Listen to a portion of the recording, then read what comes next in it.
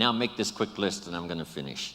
Number one, for us to really count on the future and to count on each other, here's a good list. Number one, morality, doing what's right. With Herbalife's marketing now and these incredible products we have, you know, doing it right is going to be so easy, there's going to be no reason for doing it wrong. There's no reason for making promises we can't fulfill. Here's what I learned early in my career. Always remember, whoever you're working with, this is what you want to occur later. That they found out it was easier than you said, and that it was more than you promised. Here's the key: better understated than overstated. When I wrote my first book, Seasons of Life, the picture in that book was really not the most flattering picture. And when some saw that picture, they said, "Mr. Rohn, surely you could have found a little better picture to put in that book." I said, "No, this one is fine, so that when I show up, I look better than the picture."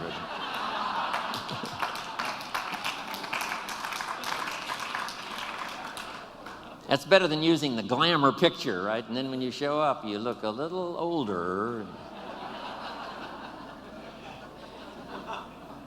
Here's what's next in the vocabulary for leadership for our future. Make these notes now. Next is truth. To deal in truth, we're going to speak the truth. We want to build on truth, what is right. Here's what's next: responsibility. Accepting responsibility. If we want the fortune, we must also accept the responsibility that goes with building it, then the responsibility of what to do with it. Next is courage.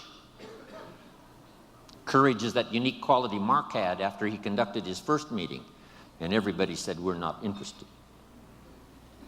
Here's what he needed at that moment: courage to do the second meeting. And at the second meeting, someone said yes. Your courage will be rewarded. There's no better place to place it than here. When you're discouraged with 3 in a row who say no, just remember, let your courage now show to talk to the next 3. Because out of the next 3, one may be the person that helps you become wealthy and rich. Public courage. Private courage, the courage when no one's around, when you make those resolves and decide for yourself you're going to do something, make some changes, whatever. Courage of thought. Here's an excellent one: courage to change. I have to work on this one. Courage to be silent when it would be better to listen than to talk. Here's a big one: courage to forgive. Here's an important one: courage to compromise. You give a little, I'll give a little, somehow we'll work it out. That's what Marcus and Alan had to do back in those earlier days, a bit of compromise with each other to make it work. They're still working on it.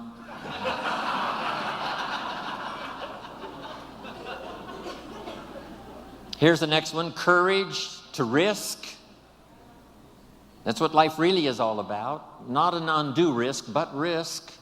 If you want the harvest in the spring, you must risk the seed into the soil, or the harvest in the fall, you must risk in the spring the seed to sow. You've got to risk some of your time. My grandkids ask me every time, and my family, why would you go spend the day with those people in Hawaii rather than spending the day with us? I've got to give them some excellent reasons. And then when I see them shortly, they will ask me, was it worth it to go spend the day with them and not with us? So how I ration out my time and how you ration out your time is so important.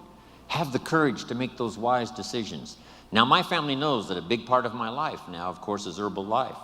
And they love the stories. And when I say to them, I had a chance in Maui to make a deposit of my own personal experience into the lives of so many incredible leaders from Herbalife around the world that maybe, just maybe, that experience I had, depositing my experience into the thoughts and consciousness of all of you, no telling what kind of miracles that may work.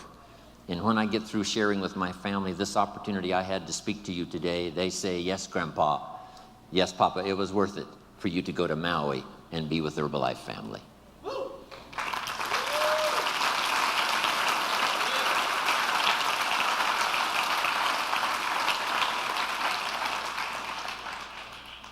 Here's the next part of the list.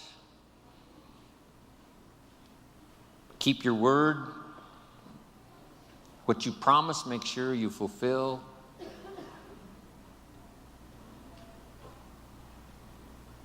When I leave on a trip, home office hopefully sleeps well at night. When Jim Rohn's in India, when Jim Rohn is in South Africa, when Jim Rohn is in Europe, hopefully they sleep well. Not pacing the floor, wondered if I've shown up. I wanted Mark to have the feeling, as long as Jim Rohn's there, everything's going to be okay. We all should earn that kind of reputation. As long as you're there, it's going to be okay. If it's in your hands, it's in good hands. That's the key. Next, admit your mistakes. Sometimes you've got to admit them publicly. Sometimes you've got to admit them to each other. Here's the big one, to admit them to yourself. And then here's sometimes, this could be some of the greatest new beginnings, is when you say, I'm sorry. It's a chance to start all over. Next is dignity. Heart and soul. If we were going to use a model for some of these words, it would be Mark Hughes. He had the dignity. He had the heart and soul. Next is faith. Faith in God, faith in others, faith in your family. A big one is faith in yourself. Here's one we all knew Mark for: class of spirit, class of manners, class that understands position, place. Here's a unique one, a touch of humility.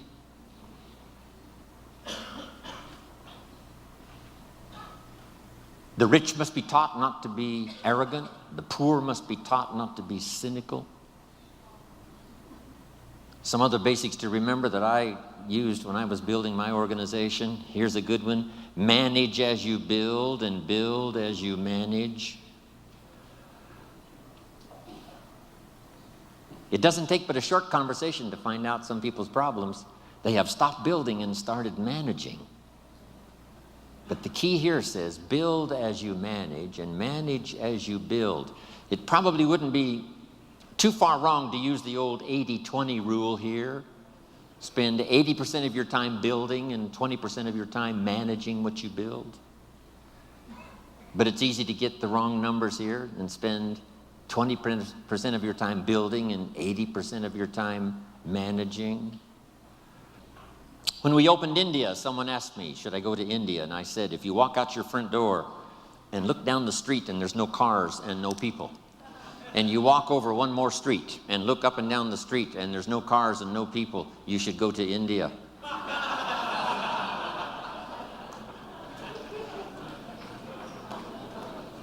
Let me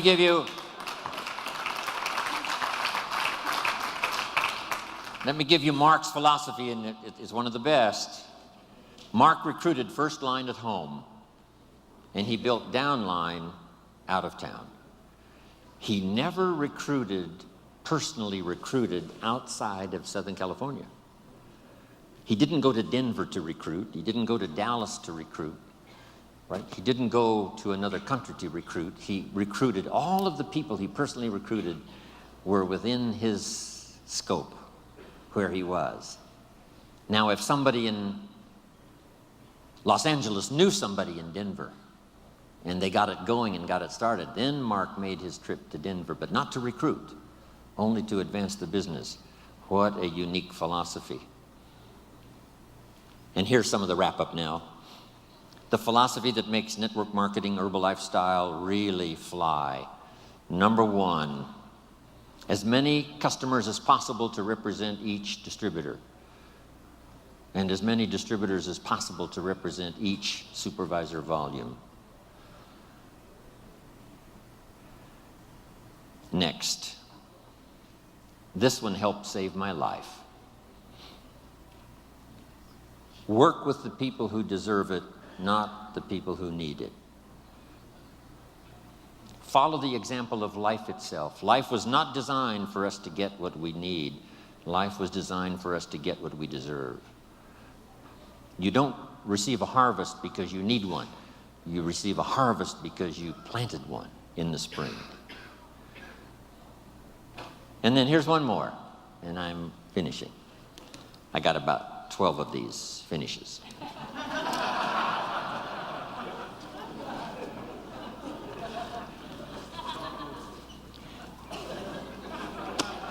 This one really did it for me now. Here it is.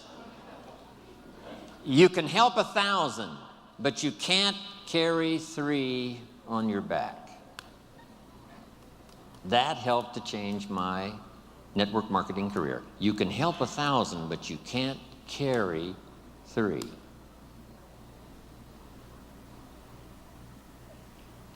Here's one of the things I learned that built my business.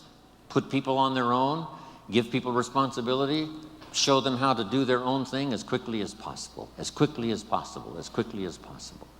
Accept the responsibility for their own sales, accept the responsibility for their own customers, accept responsibility for building their own organization quickly, quickly. Yes, we lend a hand. Yes, they attend our meetings. Yes, they come to our training. But as quick as possible, put people on their own. It's what network marketing, it's what being in business for yourself is really all about. But it's easy to get trapped into spending too much time just helping or letting 2 or 3 climb on your back, use up all of your energy and time, and you have no more energy left for the 1,000 you could help.